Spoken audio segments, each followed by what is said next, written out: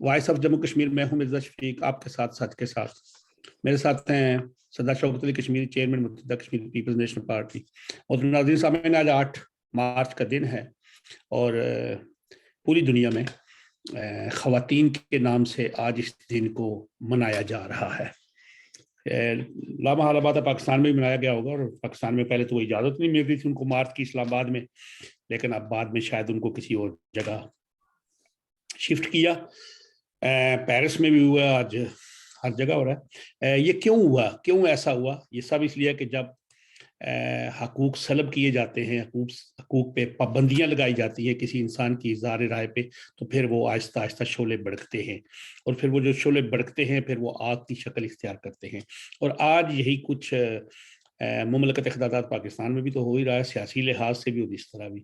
ہم سب مرد اپنی خواتین جو ہمارے گھر کی ہوتی ہیں، ہم ان کے حقوق بھی سلب کرتے ہیں، ہم اظہار رائے جو آزادی ہوتی ہے وہ بھی نہیں دیتے۔ اگر آج عورت یہ کہتی ہے کہ میرا جسم میری مرضی، تو اس کا مقصد بے حیائی کی طرف نہیں ہے، اس کا جسم مقصد یہ ہے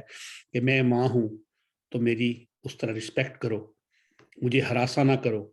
یہ فزیکل ہراساں ہی نہیں ہوتا، نفسیاتی ہراساں بھی ہوتا ہے، ہراسمنٹ بھی ہوتی ہے۔ آپ کوئی لوگ ہوتے ہیں اپنی بیوی کو کہہ دیا میں یہ بچے اٹھا لوں گا، تمہیں بیچ دوں گا، یہ بھی ہراسمنٹ ہے۔ بہن کو کہا تم باہر جاؤ گے میں مار دوں گا، یہ بھی ہراسمنٹ ہے۔ بیٹی کو کہا کہ تم کیا کر رہی ہے، تم یہ کپڑے مت پہنو، یہ بھی ہراسمنٹ ہے۔ تو یہ سب چیزیں جو ہیں اس لیے آج خواتین میدان عمل میں آ گئی ہیں، اور پوری دنیا میں آج ان کا دن منایا جا رہا ہے۔ چلو ہم بھی سلام پیش کرتے ہیں ان لوگوں کو جو اس سٹرگل میں خواتین کے حقوق کے لیے شامل ہیں، اور ہم بھی ان کے ساتھ ہیں۔ پاکستان میں تحریک عدم اعتماد پیش ہو گئی۔ اب دیکھیں کہ وزیر اعظم صاحب یا ان کے جو ہیں وہ ان کے ساتھ وہ کیا کرتے ہیں۔ وہ کہتے ہیں جی کہ اپوزیشن نے کہا کہ ہم 172 ارکان سے زیادہ اسمبلی میں لے کے آئیں گے، زرداری صاحب نے کہا ہے۔ تو اب مجھے تھوڑا پکا یقین ہے، اس لیے کہ زرداری صاحب ہی پہلا بندہ تھے جو کم بیش کرتے تھے، آج وہ انہوں نے کہہ دیا ہے۔ تو چلتے ہیں ابھی شوکت صاحب کے پاس۔ السلام علیکم جی۔ جی وعلیکم السلام، وعلیکم السلام۔ تو جو بات میں نے آپ سے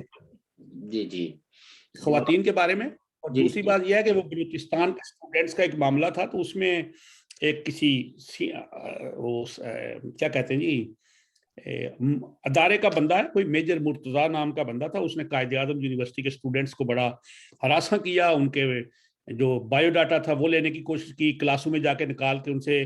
سوال جواب کیے۔ تو ہم اس طبی ان کے جو بنیادی حقوق ہے، اگر ان کے پاس کوئی ان کے مسائل ہیں تو ان کا آپ ڈاٹا لیں یونیورسٹی سے، اس طرح ہم اس کی مذمت کرتے ہیں، اور ایسا نہیں ہونا چاہیے۔ جی جناب۔ پہلی بات تو یہ ہے کہ آج یوم خواتین ہے، 8 مارچ ہے جی، اور پوری دنیا میں جی خواتین پورے عزم کے ساتھ اس دن کو بنا رہی ہیں، اپنے حقوق کے حوالے سے، اپنے تشخص کے حوالے سے اور برابری کے حوالے سے۔ ہم خواتین کی اس تحریک کی بھرپور سپورٹ کرتے ہیں، کیونکہ برسہ برس سے جو ہماری جدوجہد رہی ہے، حقوق کی تحریکوں کے ساتھ جڑت رہی ہے، اس میں ہم ہمیشہ یہ کہتے رہیں کہ جینڈر ایکوالٹی ہونی چاہیے، no discrimination on the basis of gender. کسی قسم کا کوئی امتیازی سلوک محض جنس کی بنیاد پہ نہیں ہونا چاہیے، اور اگر کوئی ملک اس 21ویں صدی میں بھی خواتین کے برابری کے حق کو تسلیم نہیں کرتا، تو میں یہ سمجھتا ہوں کہ وہ ریاستیں نہ صرف پچھڑی ہوئی ہیں، پسماندہ ہیں، جاگیردارانہ اقدار کی حامل ہیں، ٹرائبل ایج کی میں رہتی ہیں، بلکہ وہ فسطائیت کا شکار ہیں۔ خواتین مردوں کی طرح ہی سوچتی ہیں، بڑی بڑی اعلیٰ تعلیم حاصل کی ہے خواتین نے، اور کئی ایک شعبہ زندگی میں انہوں نے نمایاں کارہائے نمایاں انجام دیے ہیں۔ اس لیے جو وہ معاشرے جو اپنی اس پسماندہ سوچ کو لے کے چل رہے ہیں، جو خواتین کو ان کا حق دینے سے انکاری ہیں یا ان کی برابری کے حق کو تسلیم نہیں کرتے، وہ دراصل ایک پچھڑی ہوئی سوچ کے مالک ہیں، اور اگر دیکھیں تو وہ دنیا کی اس تیز رفتار ترقی میں بھی بہت پیچھے ہیں۔ سائنس، ٹیکنالوجی، سماجی سائنس، ان سب فیلڈز کے اندر اگر ان کا تجزیہ کیا جائے، یہ کوئی ایک ملک کی بات نہیں ہے، یہ ان تمام پسماندہ ملکوں کی بات ہے جو خواتین کو برابری کے حقوق دینے کے لیے تیار نہیں ہے۔ بہرحال خواتین ان خواتین رہنماؤں کو ہماری جانب سے خراج تحسین ہے جنہوں نے مشکل ترین حالات کے اندر، مصائب کے اندر بھی اپنی اس برابری کے حق کے لیے جدوجہد کی، اور کئی معاشروں کے اندر انہوں نے اپنے اس حق کو تسلیم کروایا اور جنڈر ایکوالٹی کو نہ صرف منوایا بلکہ آن دی بیسس آف جنڈر جس طرح کے بھی باعث تھے یا امتیازی سلوک کا شکار تھی، ان ساری خواتین کو یہ شعور دیا کہ وہ بھی اپنے حقوق کے لیے جدوجہد کریں۔ تاریخ میں بے شمار ایسی خواتین ہیں جن نے اپنے ملکوں کی آزادی کے لیے، اپنے ملکوں کی خود مختاری کے لیے، اپنے عوام کی سوورنٹی کے لیے لازوال قسم کی قربانیاں دی ہیں۔ تاریخ بھری پڑی ہے، اس لیے میں نہیں سمجھتا ہوں کہ خواتین کے خلاف کسی قسم کا امتیازی رویہ رکھنا جائز ہے، اور ویسے بھی امتیاز تو کہیں بھی اگر برتا جائے گا جنس کی بنیاد پہ، رنگ کی بنیاد پہ یا علاقے کی بنیاد پہ، تو اس کا مطلب سیدھا سادہ ہے کہ وہ سوسائٹی پسماندہ ہیں، اور وہ لوگ جو اس طرح کے رویے رکھتے ہیں وہ انسان کے اس معیار پہ ابھی نہیں پہنچے جس سے کہ انسانیت جو ہے وہ فروغ پائے۔ تو میں اس پہ کوئی زیادہ بات اس لیے نہیں کروں گا کہ چونکہ اس پہ بہت باتیں ہو چکی ہیں، اور آج کے دن کی مناسبت سے ہم اس عزم کا اظہار کرتے ہیں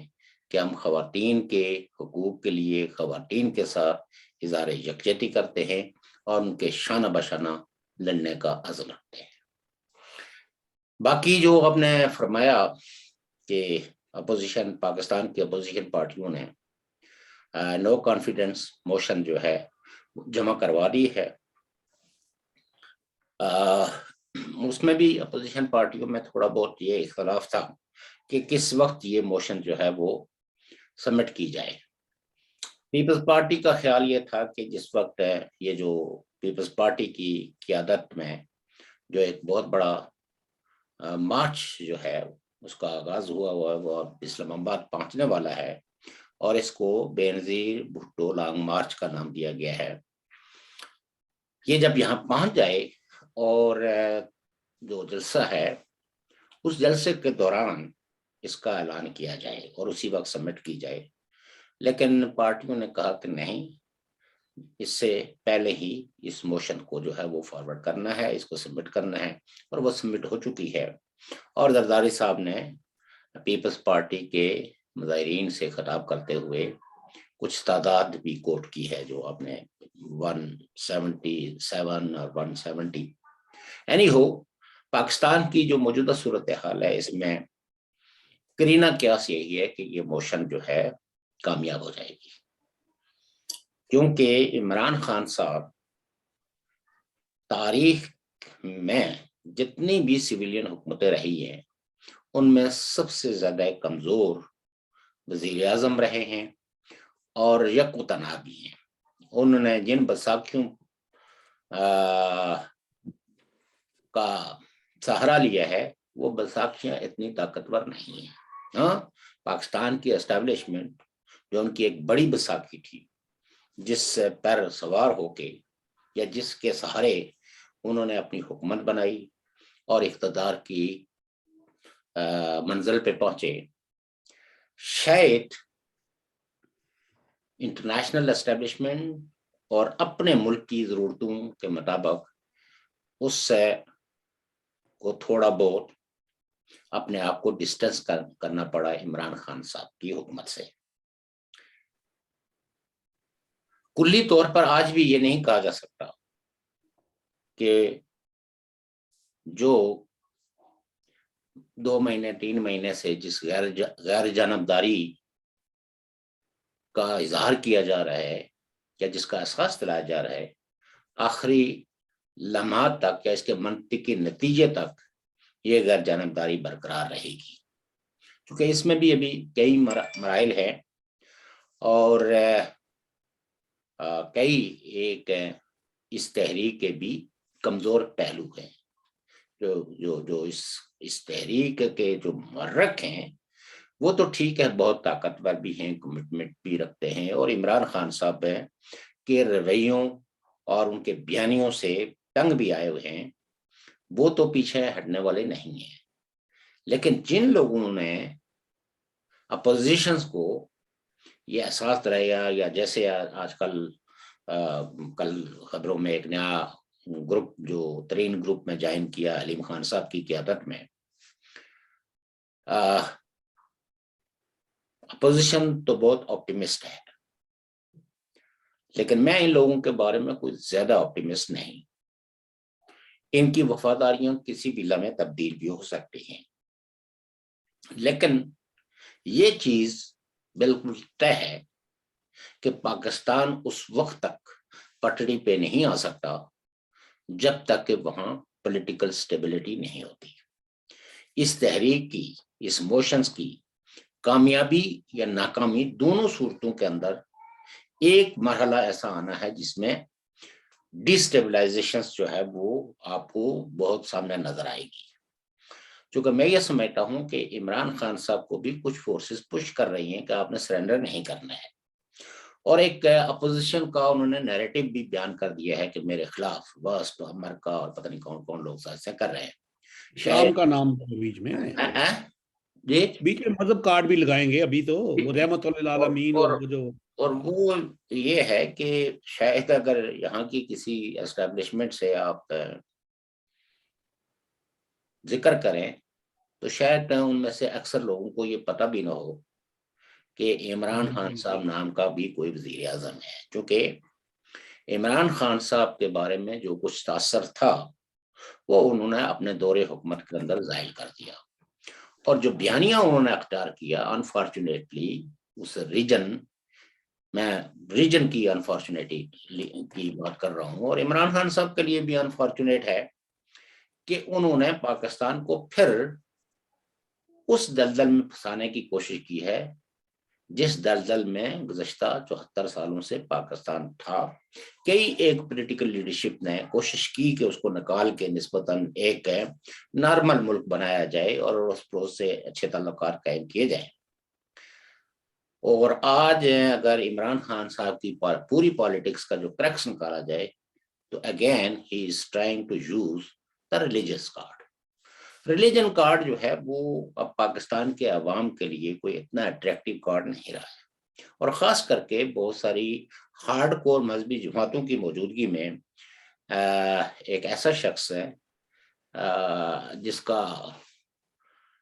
ماضی کوئی بہت زیادہ مذہبی نہ رہا ہو، وہ اگر اس کو یوز کرنے کی بھی کوشش کرے گا تو میرے خیال میں وہ نہیں کر پائے گا، اور نہ ہی مذہبی پارٹیاں جن کی مکمل طور پر اجاراداری ہے مذہبی بیانیے پہ، وہ کسی اور کو یہ کارڈ استعمال بھی نہیں کرنا دیں گے۔ اگر کوئی کرے گا، جیسے ذوالفقار علی بھٹو صاحب کو جس وقت ان کے ہمدردوں نے جب پی این اے کی تحریک چل رہی تھی، جس کو انہوں نے پہلے تو وہ دہندیوں کے خلاف تھی، پھر وہ تحریک نظام مصطفیٰ کی تحریک، تو کچھ ناصحین نے بھٹو صاحب کو یہ مشورہ دیا تھا کہ آپ اگر جمعہ کی چھٹی کا اعلان کر دیں، آپ اگر جو ہے وہ شراب پہ پابندی لگا دیں اور کچھ اس طرح کی مذہبی جو چیزیں ہیں ان کے نفاذ کا اعلان کر دیں، تو پی این اے کی موومنٹ میں جو ہوا بھری ہوئی ہے وہ خود بخود اور عوام لا تعلق ہو جائیں گے۔ اور بھٹو صاحب نے ان ناصحین کی اس نصیحت پہ عمل کرتے ہوئے جمعے کی بھی چھٹی کی اور کچھ مذہبی تہواروں کا اور کچھ ایسی چیزیں جو مذہب میں جائز نہیں ہیں ان پہ پابندی بھی لگائی، لیکن ذوالفقار علی بھٹو صاحب کی کرسی بھی نہیں بچ سکی، اگرچہ چونکہ وہ اس وقت بھی ایک پاپولر عوامی رہنما تھے جن کے ساتھ پاکستان کے وسیع تر لوگوں کی ہمدردیاں تھی اور ان کا ویژن جو ہے وہ ٹوٹلی پولیٹیکل تھا، تو ان کے اقتدار سے بدخل ہونے کے بعد الٹیمیٹلی ان کو پھانسی دی گئی، لیکن ذوالفقار علی بھٹو کے اس قربانی یا اس ویژن کی جو فصل ہے وہ آج بھی تیسری جنریشن جو ہے نا وہ اس کا پھل کھا رہی ہے، اور اب ان کے یعنی بلاول بھٹو اسی لیگیسی کو لے کے چل رہے ہیں۔ تو انفارچونیٹلی عمران خان صاحب کے پاس اس طرح کا نہ کوئی ویژن ہے، نہ کوئی لیگیسی ہے، اور نہ ہی انہوں نے پارٹی کی بنیادیں کچھ ایسے خطوط پہ استوار کی ہیں، بلکہ اقتدار میں آ کے تو جن ناصحین کی نصیحتوں پہ عمل کرتے ہوئے انہوں نے اپنی پارٹی کے کور ممبروں کو اپنے سے دور کر دیا، آج ان کے لیے وہ سب سے بڑا چیلنج ہے،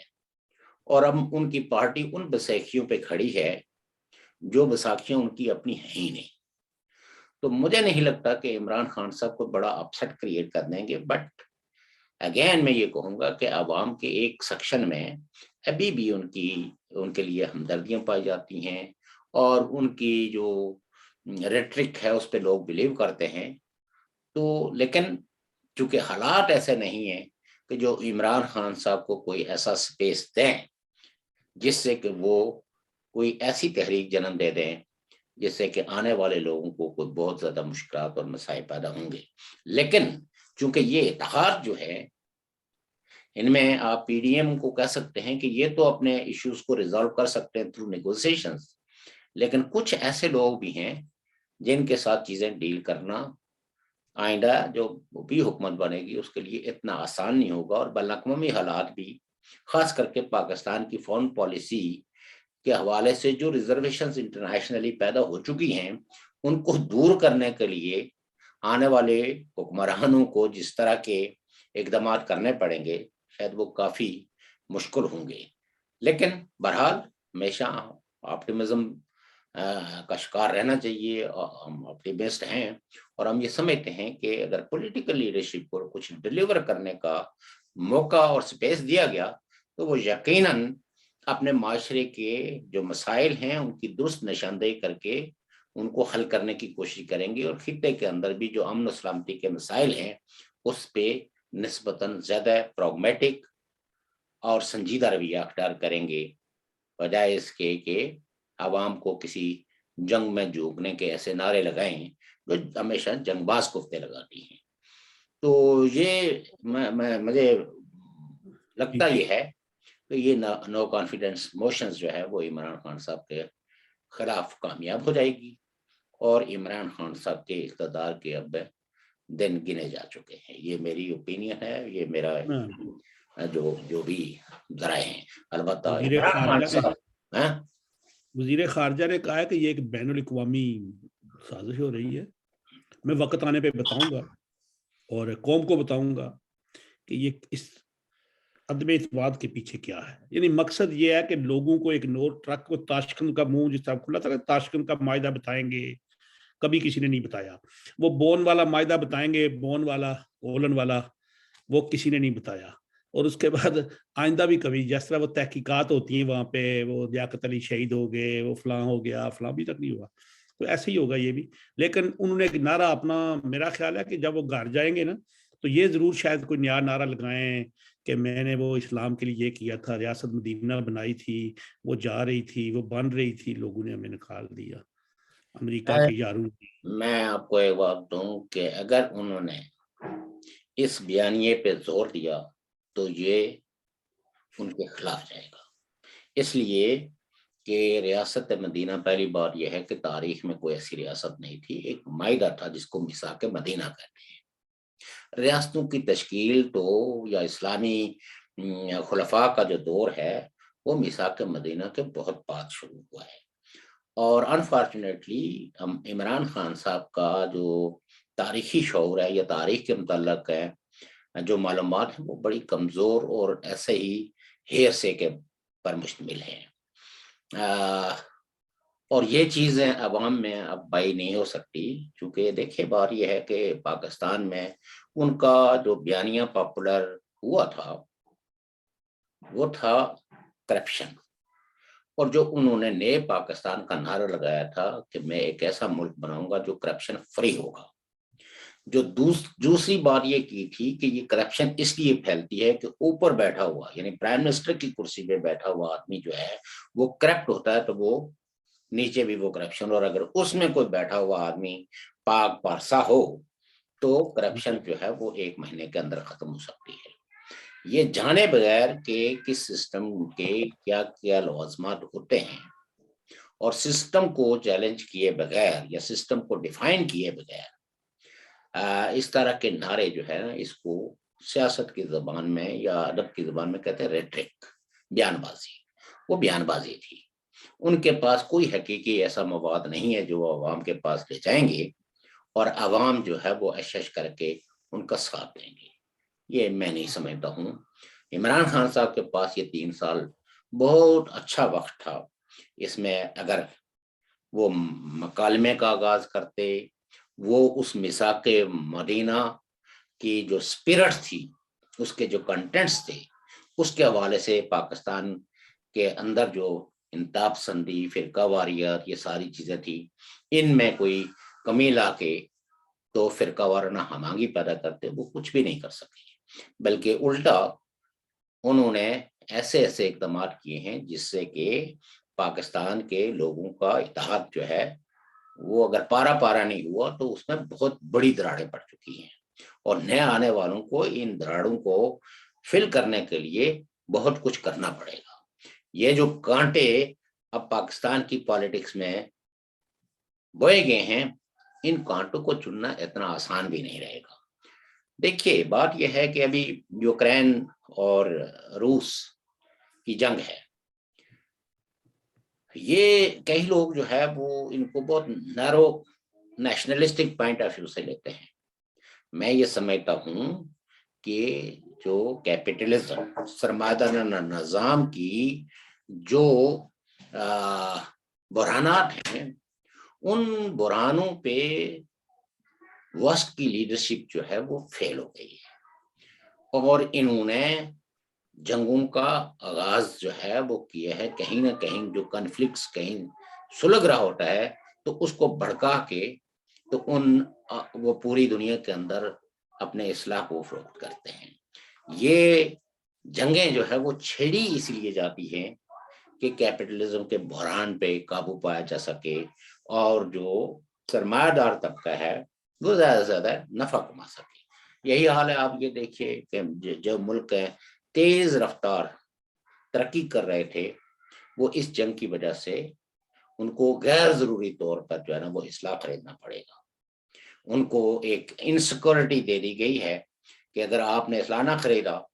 تو خدا نخواستہ آپ اپنی ساورنٹی کو برقرار نہیں رکھ سکیں گے۔ تو جنگیں جو ہے وہ کسی مسئلے کا حل نہیں ہے۔ ہمارے ایک شاعر، عظیم شاعر نے کہا تھا کہ جنگیں کسی مسئلے کو کیا حل کریں گی، جنگ خود ایک مسئلہ ہے۔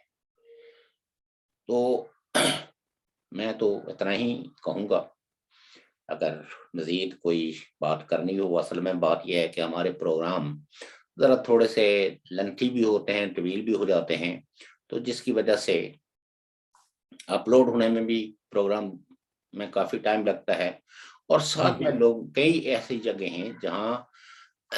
کمزور نیٹ ہونے کی وجہ سے وہ لوگوں کو ڈاؤن لوڈ بھی نہیں ہوتی۔ یہ کئی لوگوں نے فون پہ کیا، ہمیں ملتی تو ضرور ہیں لیکن ہم ان کو ڈاؤن لوڈ کر کے تو پڑھ نہیں سکتے۔ جی، تو بات یہ ہے کہ وزیر اعظم صاحب نے وہ تو چیخنا چلانا تو کافی پہلے شروع کیا ہوا ہے۔ کل تو پرسوں تک کہہ رہے تھے نا کہ اگر وہ عدم اعتماد کامیاب نہ ہوئی تو پھر تم لوگوں کو یاد رکھنا ہوگا میں کیا کروں گا۔ کل انہوں نے وہ کابینہ کی ملتوی کر دی تھی، مجلس وہ اپنی میٹنگز بھی۔ آج وہ بزدار صاحب نے کہہ دیا ہے کہ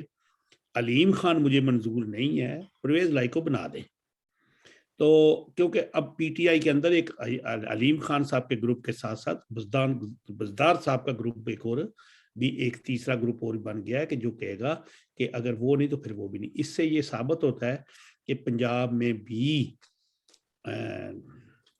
شاید علیم خان کی قسمت نکل جائے, لیکن نون لیگ کے تھرو نکلے گی.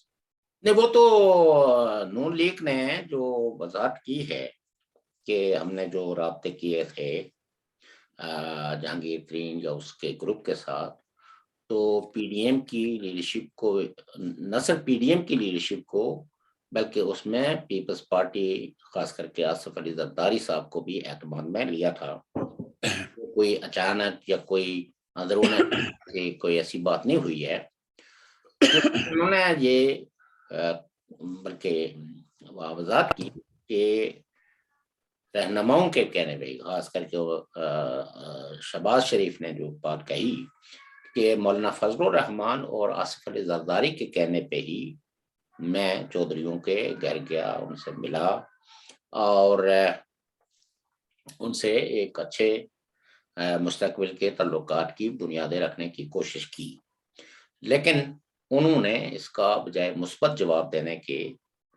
وہ کچھ زیادہ ہی انہوں نے پھیلنا شروع کر دیا. تو اب یہ ہے کہ ہم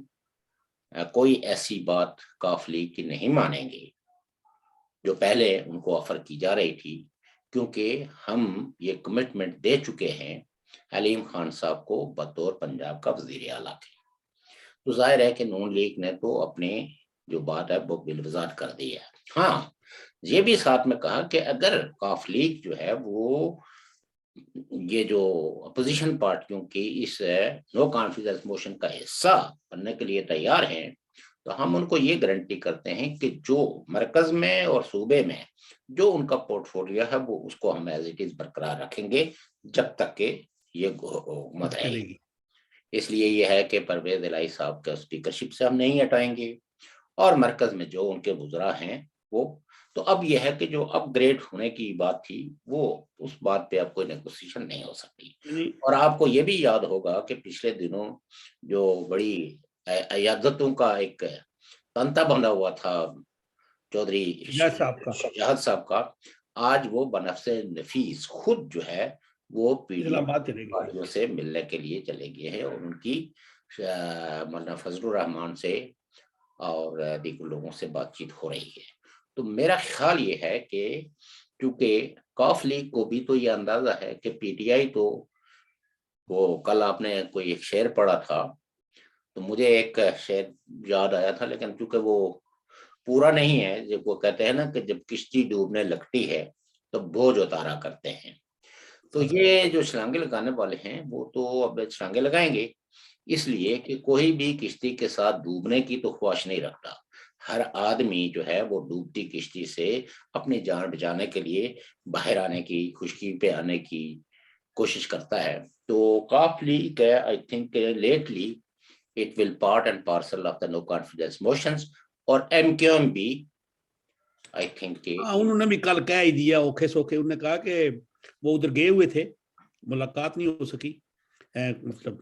دیکھتے تھے وزیر اعظم صاحب کے پاس ٹائم ہی نہیں ہوتا. تو میرا خیال ہے وہ مقبول صدیقی صاحب نے کوئی کی تھی. دوسری بات یہ ہے کہ وہ سادی سی بات ہے کہ چھری نیچے ہو یا اوپر, کٹنا خربوزے نہیں ہے. علیم صاحب ہوں یا چودھری پرویز لائی, بات نہیں بنتی, بات بنے گی اب علیم صاحب. دیکھیے بات یہ ہے کہ اسٹیبلشمنٹ عمران خان صاحب کو اچھی طریقے سے پتا ہے کہ ان کی غیر جانبداری کے ان اعلانات کے پیچھے کیا ہے. بیسیکلی اب وہ عمران خان صاحب سے ان کا دل بھر گیا ہے. اب وہ عمران خان صاحب کو بچانے کے لیے نہیں آئیں گے, اس لیے اب عمران خان صاحب نے بھی کسی نہ کسی شکل میں ہتھیار پھینک دیے ہیں. کل انہوں نے بھیجا تھا وہ جو سندھ کے گورنر ہیں عمران اسماعیل, تو علیم خان نے کہا ہم تو پنجاب کے وزارت اعلیٰ چاہتے ہیں, آپ بزدار کو ہٹائیں, Buzdar is totally unacceptable, ہمیں وزیر اعلیٰ بنا دیں تو دین ہم باقی چیزوں پہ نظر ثانی کرنے کے لیے تیار ہیں، لیکن جب تک آپ یہ نہیں کرتے تو کچھ گزرا نے تو بڑی خبریں نشر کی، بڑے اعلان کیے، لیکن عمران اسماعیل صاحب نے ہی ایک صحافی کے جواب میں، سوال کے جواب میں کہا کہ عثمان بزدار صاحب تو اپنی کوئی پوزیشن چینج نہیں ہوگی۔ ویسے تو انہوں نے کہا کہ جی وہ سب نے کہا یہ بڑے اچھے رہنما ہیں، پی ٹی آئی کا حصہ ہیں، اور یہ پی ٹی آئی کو کوئی دھوکہ نہیں دیں گے، اور باقی اپوزیشن کو کہا کہ ان غداروں کے ساتھ وہ نہیں ملیں گے۔ تو اب ظاہر ہے کہ اب یہ غدار ہے یا محب وطن ہے یہ تو عمران خان صاحب کو زیادہ بہتر پتا ہوگا، لیکن اپوزیشن نے جو ہاتھ کھڑے کیے ہیں وہ عمران خان صاحب کی ایسی پالیسیاں جن کو پاکستان کی اسٹیبلشمنٹ افورڈ نہیں کرتی، ایسے جیسے اینٹی امریکہ، یہ پاکستان کی اسٹیبلش نہیں افورڈ کرتی، اینٹی ویسٹ یہ نہیں کرتی، وہ گراؤنڈ پہ کچھ گروپوں کو، دوسرے تیسرے لوگوں کو ایک پراکسی کے طور پر استعمال تو کرتے ہیں، لیکن الٹیمیٹلی پاکستان کی معیشت کا انحصار جو ہے، پاکستان کی ترقی کا انحصار وہ چائنا پہ نہیں ہے، وہ ویسٹ پہ ہے، وہ امریکہ پہ ہے۔ جی چھوٹی سی بات ہے، وہ محلے کی دکاندار سے جدھر سے بندہ ادھارا سودا لیتا رہتا ہے نا سارا مہینہ ہے جی، وہ دکاندار جب چاہے نا اس گلی سے گزرنا بند کر دیتا ہے۔ وہ دکاندار چھوٹا سا جس کی اپنی جو 20 یا 25 یا 30 ہزار کی دکانداری ہوتی ہے، اور ہمارا مقصد میں جب کہتا ہوں مملکت خداداد پاکستان کا سارا انحصار جو ہوتا ہے، دوائی سے چھوڑے، جو سوئی سے چھوڑے، انٹرنیٹ کو چھوڑے، ہر چیز وزیروں کی تنخواہیں، ہماری فوج کی تنخواہیں، یہ ساری World Bank, I M F اور یہ ساری یورپی امداد سے منسلک ہے۔ تو پھر ہم وہ ان کے ساتھ تڑیاں کیا لگا سکتے ہیں؟ اب تڑی لگانے کا کیا فائدہ؟ پاکستان جیسا کمزور ملک کیا تڑی لگائے گا؟ نہیں وہی نا، وزیر اعظم صاحب نے کہہ دیا ہم آپ کے غلام نہیں ہیں۔ جس نے 74 سالوں سے اگر پوری پالیٹکس اور اس خطے کی صورتحال پہ غور کریں تو ویسٹ اور امریکہ کے پراکسی کے طور پر کام کیا، وہ آج ان کیا تڑی لگائے گا؟ وہی تھا مڈل مین جس کو کہتے تھے، لیکن بات یہ ہے کہ وہ وزیر اعظم صاحب نہیں کہتے تھی وہ ہم کوئی غلام نہیں ہے۔ بھائی اللہ کے بندے، غلام کا معنی کا، غلام کا معنی کیا ہے؟ غلام ہے کیا؟ غلام تو اب غلام سے بھی آگے کوئی چیز ہو تو وہ ہیں، غلام تو اور چیز ہوتی ہے۔ مطلب دیکھیں جی، پاکستان ایک نیشنل سٹیٹ تھی، اس میں غلامی یا حقیقت کا کوئی سوال نہیں تھا۔ آج کی دنیا میں ملک جو ہے وہ انٹر ڈیپینڈنٹ ہیں، ہماری معیشتیں، ہماری مارکیٹیں، ہماری جتنے بھی پالیسیاں ہیں یہ انٹر ڈیپینڈنٹ ہیں۔ کوئی ملک بھی ایبسولوٹ سوورنٹی انجوائے نہیں کرتا، حتیٰ کہ یونائٹڈ اسٹیٹس جو سپر پاور ہے وہ بھی جی اگر کسی اس کی ان پالیسیوں کو اگر یورپین یونین انڈورس نہ کرے تو میں آپ کو بتاؤں کہ اس کو بھی پرابلم بنتی ہے، لینے کے دہنے پڑ جائیں گے۔ تو آج پوری دنیا کے ملک جو ہے نا اپنے حکمرانوں کی غلط پالیسیوں کی وجہ سے ایک ایسے دھانے پہ کھڑے ہیں کہ چھوٹی سی بھی غلطی جو ہے اس دنیا کو بھسم کر سکتی ہے۔ لہذا ہمیں امن کی خواہش کرنی چاہیے، اچھائیوں کی خواہش کرنی چاہیے، اور دنیا بھر کے لوگوں سے سولیڈریٹی کرنی چاہیے کہ وہ ان جنگوں کے خلاف اپنی آواز اٹھائیں اور اپنے حکمرانوں کی غلط پالیسیاں جو جنگ کے شعلوں کو ہوا دے رہی ہیں ان کا بھی احتساب کریں۔ صاحب ہمیں ایک چیز کی دیکھیں، ہم تنقید بھی کرتے ہیں اور بالکل سر عام ہم بالکل کھل کے تنقید ہم لوگ کرتے ہیں، اور اگر کوئی اچھی بات ہو، جیسا کہ یہ جو موجودہ پاکستان کے آرمی چیف ہیں، جب انہوں نے کہا تھا کہ ہم ہندوستان کے ساتھ ہمیں آپس میں کیا کہتے ہیں یہ امن کی طرف جانا چاہیے، اور یہ جو ہم لوگ ادھر ادھر پنگے لیتے ہیں یہ نہ لیں۔ اصل بات یہ ہے جو لوگ ضیاء کی باقیات نواز شریف کو کہتے ہیں وہ نہیں ہے، ضیاء کی باقیات تو وہ جرنیلوں کے بھی قصے آئے جو سوئس بینک سے ان کے کروڑوں نہیں اربوں ڈالر نکل رہے ہیں، اور وہ سارے وہ جن کے سادگی، اور وہ ایک وہ ارون رشید صاحب ہے، وہ ایک اینکر ہوتے ہیں وہ صحافی بھی ہیں. وہ ان کی یہ کہتے ہیں کہ جی رحیل شریف صاحب کی چھڑی میں نے مدینے میں خواب میں دیکھی تھی, رسول اللہ دے رہے ہیں, کبھی کسی کو مکے میں نماز پڑھاتا دیکھتے ہیں. ضیاء الحق صاحب اور اختر عبد الرحمان اور وہ جنرل فضل حق جو جس کے بارے میں مشہور ہے کہ اس نے ہیروئن بینظیر صاحبہ کو کہا تھا کہ بہت سی باتیں تھیں, تو یہ قصے ان کے پڑھتے اور اس کے بعد مطالعہ پاکستان میں شامل کر دیتے ہیں. تو جناب کافی ہمارا ٹائم ہو گیا, تو کل تو آپ رائے سفر میں ہوں گے, لیکن شاید ہم پروگرام ہم جاری رکھیں گے. محترم ناظرین و سامعین, میں آپ سے اجازت چاہتا ہوں. انشاءاللہ ہم اس اگلے ہفتے میں ہمارا ایک تواتر شاید نہ قائم رہے کیونکہ شوکت صاحب کی مصروفیات اور ہماری یونائٹڈ نیشنز میں ہمارے مسائل ہیں, تو لیکن ہم پھر بھی آپ سے رابطہ رکھیں گے. اللہ حافظ.